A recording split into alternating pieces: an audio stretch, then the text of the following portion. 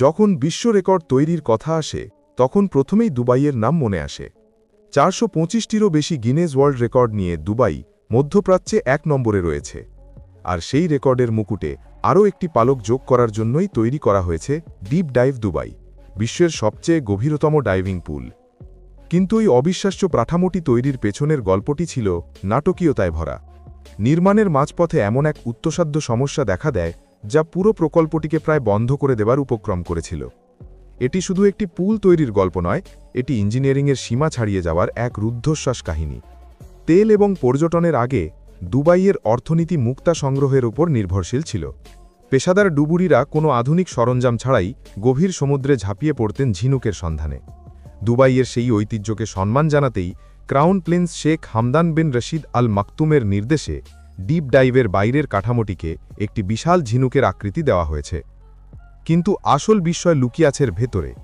196 foot বা 60 metre গভীরতা নিয়ে এটি বিশ্বের গভীরতম পুল, যেখানে প্রায় 1,40,00,000 লিটার জল রয়েছে, যা 6টি অলিম্পিক সুইমিং পুলের সমান। এই পুলের ভেতরে একটি সম্পূর্ণ ডুবন্ত শহরের থিম তৈরি করা হয়েছে, যেখানে ডুবুরিরা এক জাদুকরী জগৎ আবিষ্কার করতে পারে।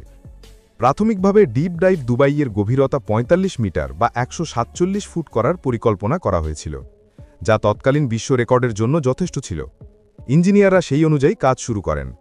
প্রথমে তারা মাটির নিচে 147 ফুট গভীর একটি বিশাল কংক্রিটের প্রাচীর বা ডায়াফ্রাম ওয়াল তৈরি করেন, যাতে খননের সময় চারপাশের মাটি ধসে না পড়ে। এরপর শুরু হয় খননের কাজ, কিন্তু প্রথম কয়েক মিটার খোঁড়ার পরই মাটির নিচ থেকে জল বেরিয়ে আসতে শুরু করে। এই ভূগর্ভস্থ জল নিয়ন্ত্রণ করার জন্য বিশাল বিশাল পাম্প লাগিয়ে প্রায় 2 বছর ধরে খনন কাজ চালানো হয়। যখন খনন কাজ প্রায় শেষের দিকে, ঠিক সেই মুহূর্তে খবর আসে যে পোল্যান্ডে ডিপ স্পট নামে 45 মিটার গভীর একটি ডাইভিং পুল ইতিমধ্যেই খোলা হয়েছে। এই খবরটি পুরো প্রকল্পের দলের ওপর বজ্রাঘাতের মতো নেমে আসে।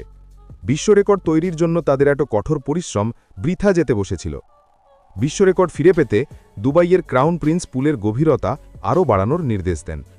সিদ্ধান্ত নেওয়া হয় গভীরতা 60 মিটার করা হবে। কিন্তু এই কাজটি শুনতে যতটা সহজ মনে হচ্ছিল, বাস্তবে এটি ছিল ইঞ্জিনিয়ারিংয়ের এক দুঃস্বপ্ন। সমস্যাটি ছিল বয়েন্সি বা প্লবতা বল। দুবাইয়ের মাটি মাত্র 8 মিটার নিচেই ভূগর্ভস্থ জলপূর্ণ। ইঞ্জিনিয়াররা হিসেব করে দেখেন, যদি পুলের গভীরতা 60 মিটার করা হয়, তাহলে ভূগর্ভস্থ জলের প্রচণ্ড ঊর্ধ্বমুখী চাপ পুরো কংক্রিটের কাঠামোটিকে মাটি থেকে উপরে ঠেলে তুলে দেবে, ঠিক যেমন একটি ভরা জলের বোতলকে পুকুরে ডুবিয়ে দিলে তা ভেসে ওঠে। অর্থাৎ পুরো পুলটি যে কোনো সময় মাটি থেকে বেরিয়ে আসতে পারত। এই ভয়ঙ্কর ঝুঁকির কারণে নির্মাণ কাজ পুরোপুরি বন্ধ হয়ে যায়। কয়েক মাস ধরে গবেষণার পর ইঞ্জিনিয়াররা অবশেষে এক চতুর সমাধান বের করেন। প্রথমত, তারা সিদ্ধান্ত নেন যে অতিরিক্ত 15 মিটার খনন করা হবে, তবে সেই অংশের ব্যাস আগের 45 মিটারের ব্যাসের প্রায় অর্ধেক হবে। এতে বয়েন্সি বল প্রয়োগের ক্ষেত্রফল কমে যাবে। দ্বিতীয়ত, তারা সুড়ঙ্গের একেবারে নিচে আন্ডার রিমিং বেস নামে এক ধরনের অ্যাঙ্কর বা নোঙর তৈরি করার সিদ্ধান্ত নেন।